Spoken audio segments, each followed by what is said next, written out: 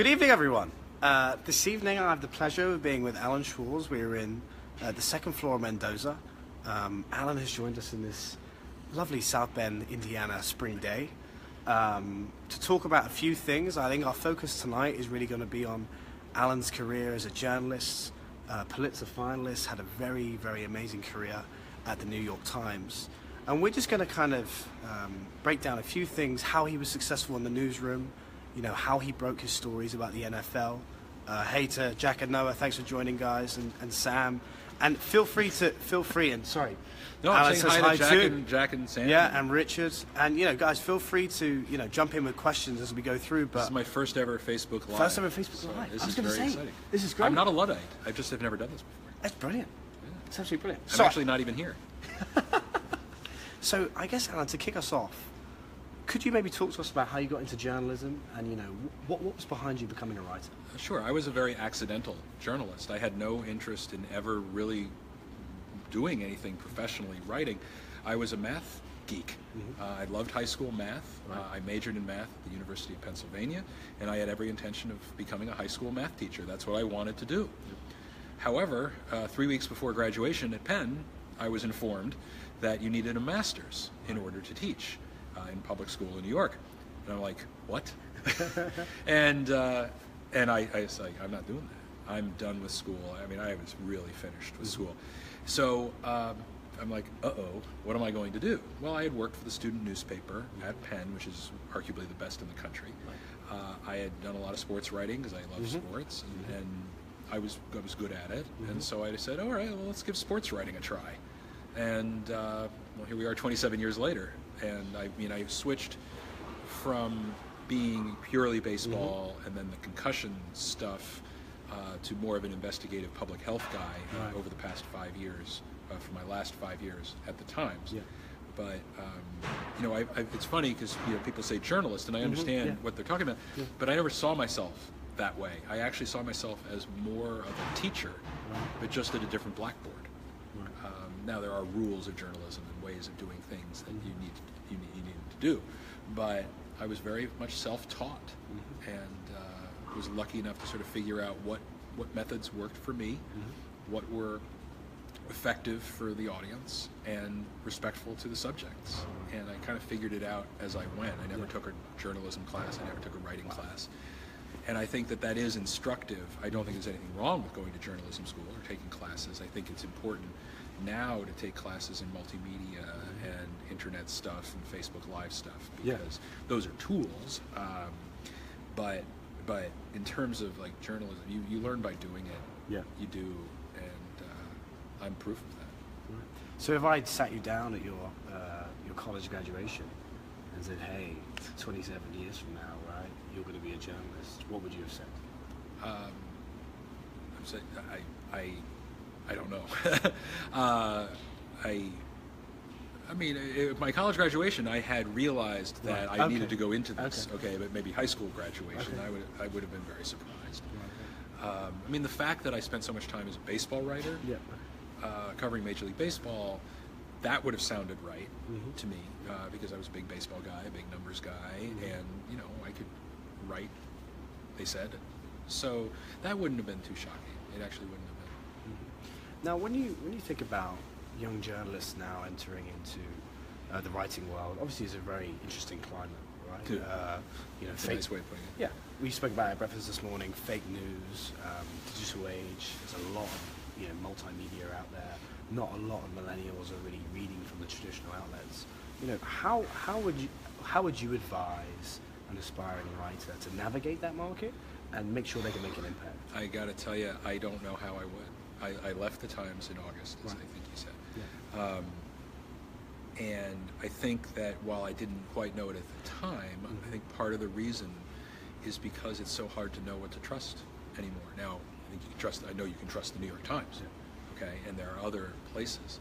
But, and it's not even the whole Fox News situation, which is bad enough, but the fake news and the accusations of people say the New York Times is fake news. It's like, it's insane. It is almost literally insane. And I get very frustrated at that. And I'm not sure, I gotta tell you, I don't know if I would have the stomach to start out in this climate. The contentiousness and just the cynicism toward the press is so high that I wouldn't want to have to defend myself constantly. I'm not sure I would have had the stomach for it. I didn't join, I didn't become a journalist because I liked fighting with people. I was part of the entertainment business. I was a baseball writer. I was good at it. I was funny. I was smart. And people, got a kick out of reading my stuff. What's wrong with that? Then I ended up being this more sort of controversial public health, football thing, and it changed my career trajectory a lot. But I wasn't looking for a fight. I just wasn't. So I think the only advice I can give is that when someone tells you you're wrong and you know you're right, don't let them get away with it. Just don't let them get away with it. Now, you mentioned this transition from sports recruiting, baseball, obviously going into the concussion stuff, the ADHD stuff. What does that actually look like physically in terms of day to day? Well, what happened was so I joined I broke the first couple of big concussion stories in the Times before I was on staff. I was a freelancer, and so those two came out and all hell broke loose. It was a huge. And when you say story. all hell broke loose, well, it was right before the Super Bowl in 2007. So is your inbox just going crazy? Oh yeah, I mean it just people went berserk. Who's this baseball geek? Attacking football. What the hell could he possibly know? I was this lone wolf. But the Times believed that I was onto something, to their everlasting credit. And thanks for me. They basically hired me overnight and said, go after it, which is a remarkable thing for an organization to do, one that isn't, making money a lot. So I ended up being a sports writer for the Times, where I focused on the concussion stuff, but I did gazillions of other articles on baseball, on other sports, on science, and, all sorts of things. But whenever a concussion thing was in my field of vision, I made sure to just knock it out of the park. So when things started getting hot and heavy, when I had the data and I was able to write the articles that caused the congressional hearings and stuff like that, there was another year past that of doing stuff on helmets and doing stuff on other aspects of this. But by early 2011, I felt that my job had been done. I got people to realize that, hey, concussions and other head trauma are serious, and you should know about the different types of risks associated with those, so that you can make more educated decisions for yourself or for your children. Like it was pretty low-hanging fruit, frankly. And I felt like that I'd done that, and I had become kind of the concussion police. If someone had done something bad, I had to, helicopter into town and write a story about it and show how they had messed up. And every dead NFL player ended up on my autopsy table. And frankly, I got tired of it, and I didn't like that role. And I had also become part of the story, because I was the guy who had brought it all to light, and everyone knew who I was in this context. And I was determining where the story was going to go, and I wasn't sure I could retire 1 year too early, not 1 year too late. And I got out. I just, I went out, very suddenly, with no fanfare. I mean, that would have been anyway. But just I'm done.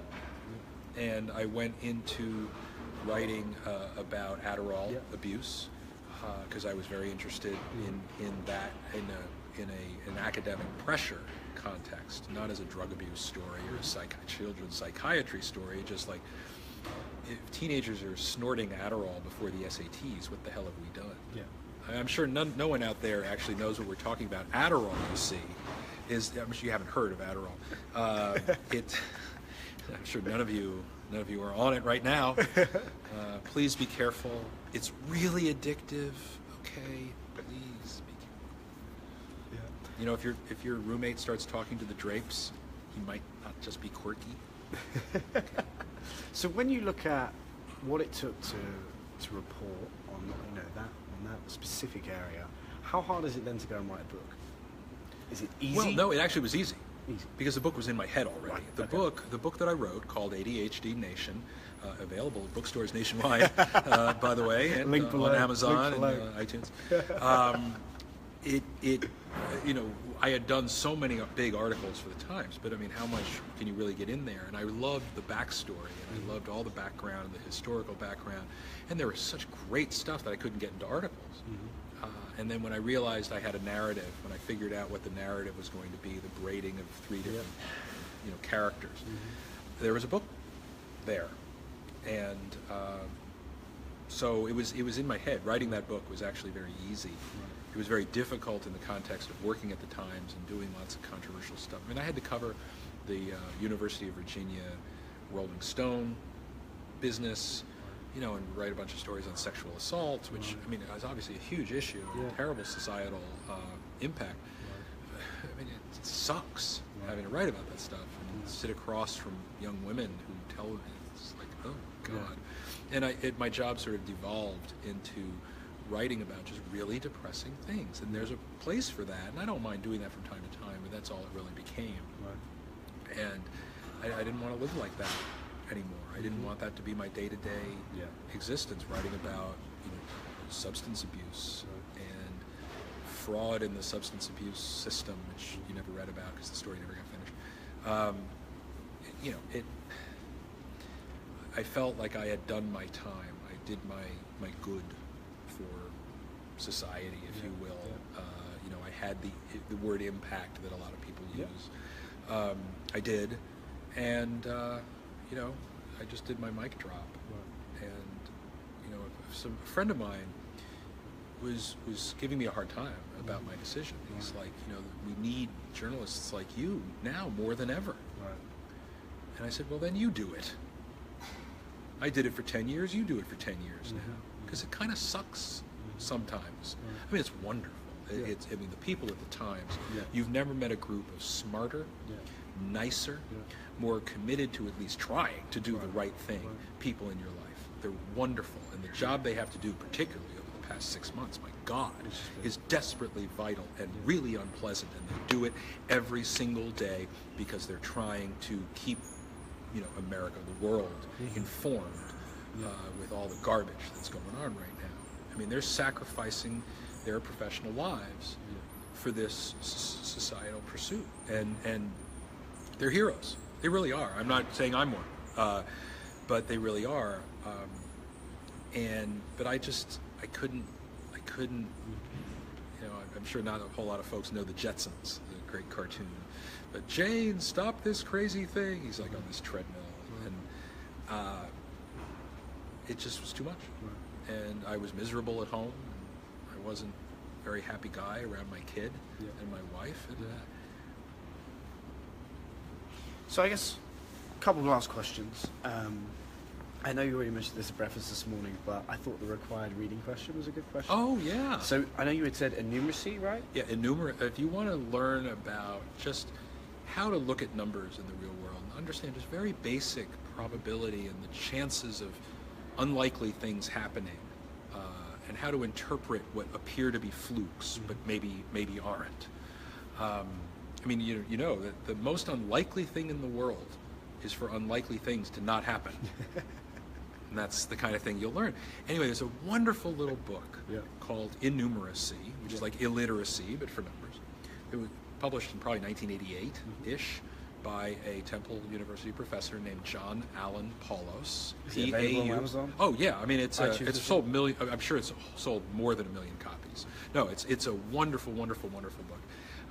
His last name is spelled Paulos. It's called Innumeracy. It's literally about 160 pages long. It's not daunting. It's very accessible. It's not technical at all.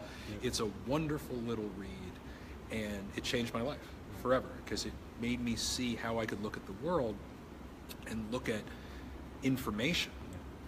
And I don't mean numbers necessarily, but events.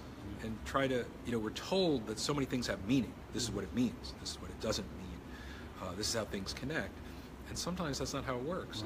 And you can learn just sort of how numbers play together and the probabilities. I mean, it was that kind of thing that broke open the concussion story. Is I understood the probabilities of these guys getting the disease And when the first four guys had been diagnosed with what they was described as a very rare condition, it's like, then something's up. Then it's not as rare as what they're saying. And that's what drove the numbers and understanding probability is what's driven almost all of the public health journalism that I did. Amazing. So get reading, right?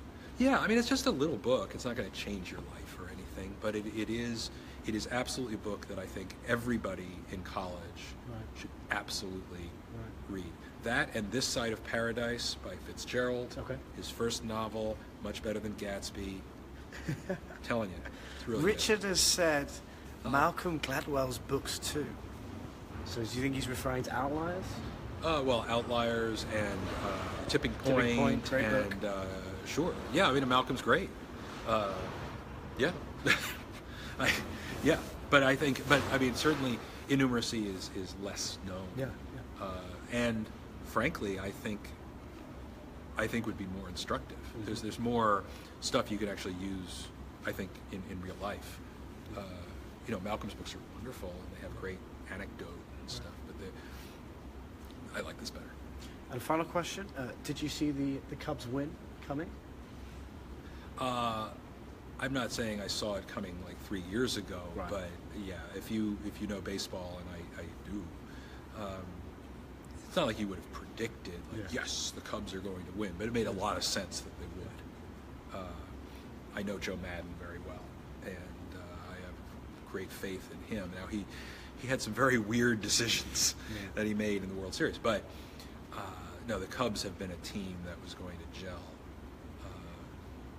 with Chris Bryant and Javier Baez and Schwarber, although he obviously didn't play much. They were a team waiting to happen. And this year again, you think? I haven't really looked at it, but probably. It's very easy to say that, and then next thing you know, there are injuries and blah blah blah. But teams that are that young typically don't do a lot worse than they did the year before. There could be some regression to the mean, and that's fine.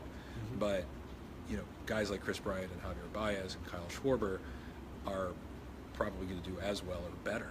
So the issue is, not to get all baseball on everybody, but the issue is whether their pitchers, Jake Arrieta and Kyle Hendricks and John Lester, who are less predictably good.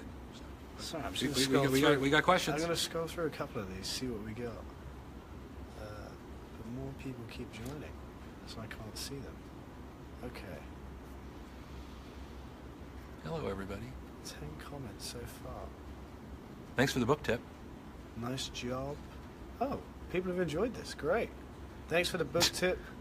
Carter Bench has said... Look, I know my hair's a little gray. Stop complaining. Hey. I think we're good. Grecian formula. Why are you... Alan, thank you very much. It was my pleasure. Appreciate it. Listen, this guy's great. I think he's going places, and I really admire the entrepreneurship and doing this. I think you're doing great stuff, and the fact that you're from London just solidifies it for me. There we go. So, great. Thanks a lot. Thank you. Take See you care. later, guys. Bye, everybody. Have a great evening.